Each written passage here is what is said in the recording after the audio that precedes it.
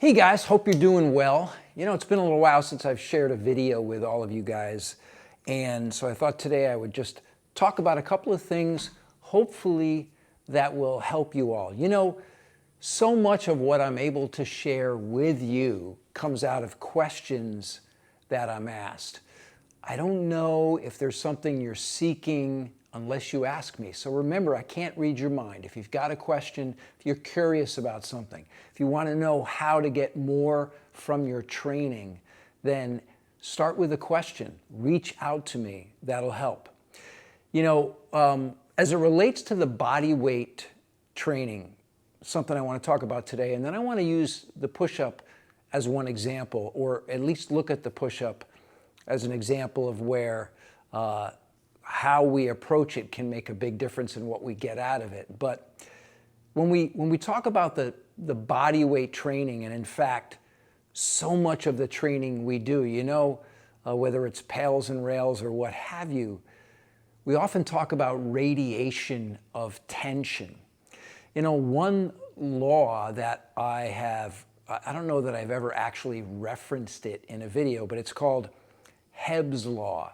And what Hebbs Law basically says is that nervous tissue or nerve cells that fire together wire together. This is the basis upon which this idea that if we create tension from within, if we maximally contract tissues, the more contraction we create, the more intensity in that contraction, the more nerve cells learn how to fire together and function together. This is the basis of our body weight training, but it's really true in all that we do. Even a basic side plank, when we approach it the right way, we're creating that stiffness, that alignment, that integration. And that's what allows our entire trunk in that side-to-side plane of motion to become more resilient. That's where we get the injury resistance component from that exercise, as opposed to sloppily coming into it and not really creating that good stiffness and that good alignment. So we're kind of hanging on a bunch of smaller muscles, and as a result, our body is not really functioning together as it should. And one of the things that I've learned through coaching, teaching the body weight training is that when we start out with this kind of an approach, we might only get about 20% of the fibers fully engaged. And as we practice and as we repeat, as we are consistent in our training, as we relentlessly go back after this kind of an approach over and over and over again, our body learns and improves. And our ability to generate more tension, to create more integration, more and more nerve cells wiring together so that our body really functions as a single unit, improves. And most importantly, that's where strength really comes from, because it's never about a single muscle acting in isolation. This is where strength training can really help you become a better runner, because your entire body is resisting the forces that are acting on you, and you're using your entire body in an integrated fashion to produce more force to move forward, and thereby increase your stride rate and stride length. So what's the point of me sharing this today? We can become complacent with this idea of creating tension. And what I'm going to tell you is, listen, we're all human beings. You know, it's natural to get a little lazy with that integration and also the intensity. And I just want to remind you, you need to bring it every time you come into this kind of training. It's up to you to bring the necessary intensity so that you get the most from that time in training.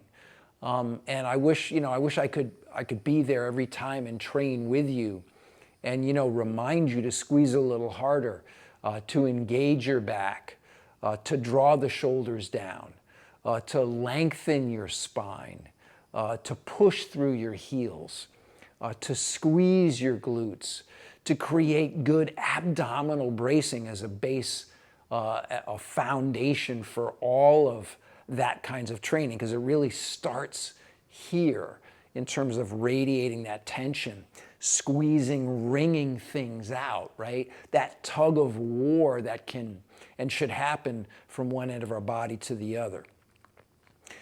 Ultimately, I can't be there every single time. It's up to you. And I will tell you that it's a challenge every day for me to do that.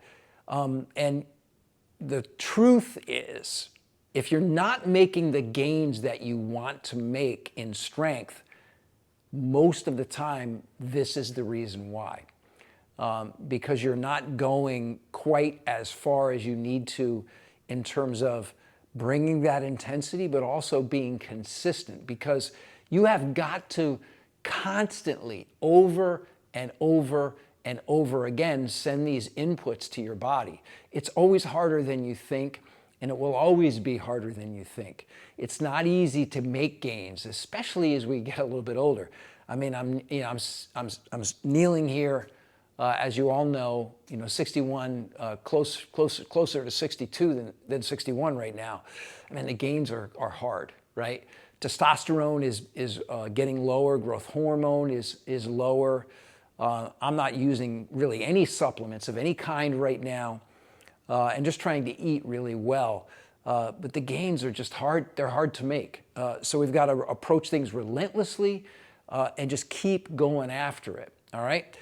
Get back with any questions. Now, let's just talk about a push-up for a moment, because I think this is an exercise, we look at, it's real simple, and I'm inspired to talk about it today because I was working with Terry this morning on her push-up, which was looking a little sloppy. So you all know that the standard guidance that I'll give you with regard to a push-up is to bring your elbows in, right? We tend to see the elbows flaring a little bit. If we see a push-up done, really poorly, we'll see that elbow flare. And we'll also see a hunch in the shoulders. That's a really common way to see the push-up done poorly, right? Let's see if I can demonstrate. So, I come into this position, I kind of hunch my shoulders, I'll let the elbows flare out, and we'll do this. And then maybe even let the middle sag. So the problem with that kind of push-up is two things are going on which are really important and which not only increase your risk of injury, but detract from the value you get from the exercise.